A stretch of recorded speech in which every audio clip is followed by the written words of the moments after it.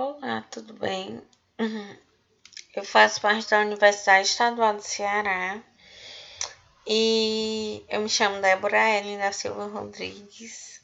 Estou fazendo licenciatura em Ciências Biológicas e na disciplina de Ecologia foi proposto para a gente que nós fizéssemos um vídeo falando um pouquinho melhor sobre o fluxo de matéria e o fluxo de energia, tá? Dentre isso, nós temos o ecossistema, né? O ecossistema, no caso, vai ser a interação que ocorre entre os seres vivos e os seres não vivos, tá? Em uma determinada localidade. Dentro do ecossistema está contida a população. O que vem ser a população, né?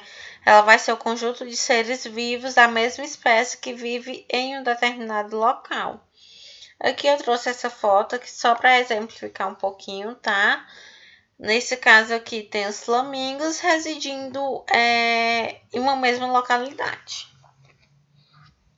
E o que vem ser comunidade? Comunidade vai ser o conjunto de populações de espécies diferentes que vive em uma mesma área geográfica. No caso aqui tem os bois, né, e a zebra. No caso são de espécies diferentes, já que a zebra é de uma espécie, o boi de outra, mas que eles estão no mesmo local, né, no mesmo ambiente geográfico. E dentro do ecossistema existe a cadeia alimentar, que aí no caso ela vai monitorar o decorrer da energia que nós usamos para sobreviver, onde essa energia ela vai ser sempre retirada dos alimentos, tá? E aí no caso vai se fazendo a transferência de energia de um ser vivo para o outro. E essa cadeia alimentar ela vai ser dividida em 3 níveis tróficos, que aí no caso o primeiro é dos produtores, o segundo dos consumidores e o terceiro dos decompositores. Eu trouxe essa imagem aqui só para exemplificar um pouquinho, tá? No primeiro nós temos aqui uma plantinha como uma produtora, tá? Que ela vai ser um ser autótrofo, capaz de produzir sua própria energia. Então, digamos que aqui a plantinha esteja com 100% de energia. Logo depois vem a borboletinha e come um pouco dessa planta. Aí a energia já vai se dissipando. A borboleta já vai ser o consumidor primário. Digamos que ela consiga ficar com 80% da energia, tá certo? Logo depois vem o sapo e come a borboleta. Digamos que ele fique com 60% da energia, sendo ele um consumidor secundário. Logo após vem a cobra e come o sapo. E a cobra já fica com 40% da energia que continha no sapo e acaba se tornando o consumidor terciário. Digamos que por algum motivo essa cobra venha a falecer, ela vai ser decomposta através de fungos e bactérias, que aí, no caso são os agentes decompositores de matéria orgânica, tá? Aqui só um pouquinho, explicando um pouquinho melhor sobre os produtores. Os produtores, eles vão ser seres autótrofos, como eu estava falando, eles vão conseguir produzir sua própria energia. No caso, eles pegam a energia luminosa, que no caso é a energia que vem do sol, né? E transforma em energia química, no caso, aquela energia que a gente consegue gastar, tá?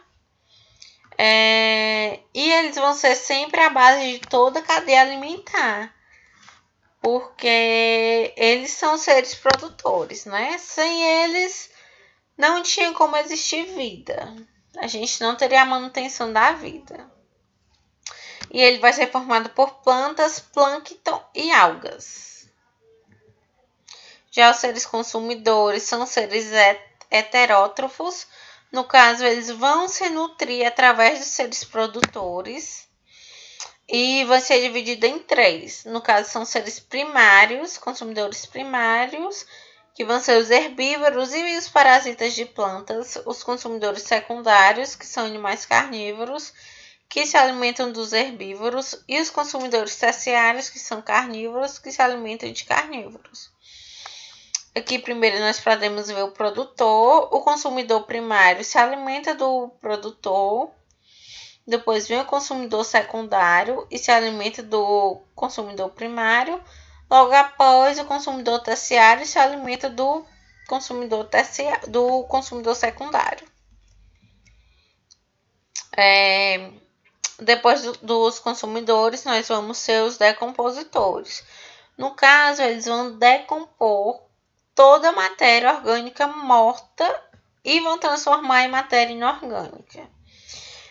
Além disso, eles também vão liberar os sais minerais para o solo. No caso, eles vão conseguir dar mais nutrientes, deixar o solo um pouquinho mais rico, tá?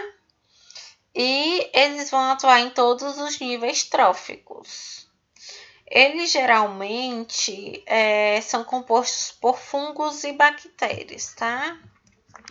E aqui eu trouxe só um exemplo de cadeia alimentar, na verdade de teia, né, alimentar, que aqui no caso nós podemos ver a planta, que é o ser autótrofo, consegue produzir sua própria energia.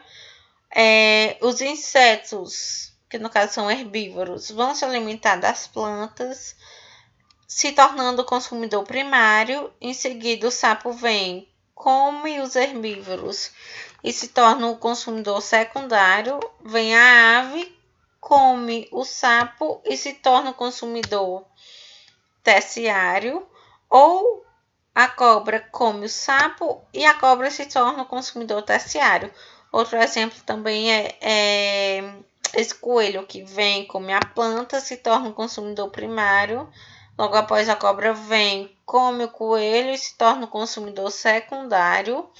Ou o coelho come a planta, o pássaro come o coelho e se torna o consumidor secundário. E logo após, a cobra come o pássaro e se torna o consumidor terciário, tá? Eu espero que vocês tenham gostado e é isso. Como vocês puderam ver, é um assunto um pouquinho mais complexo, que precisa de um pouco mais de atenção, tá? E é preciso realmente revisar um pouquinho a mais esse conteúdo, se lembrar sempre que os seres produtores sempre vão ser as plantas, já que eles vão ser os seres autótrofos, e que ao longo dos consumidores a energia vai diminuindo, tá certo? E até o próximo vídeo.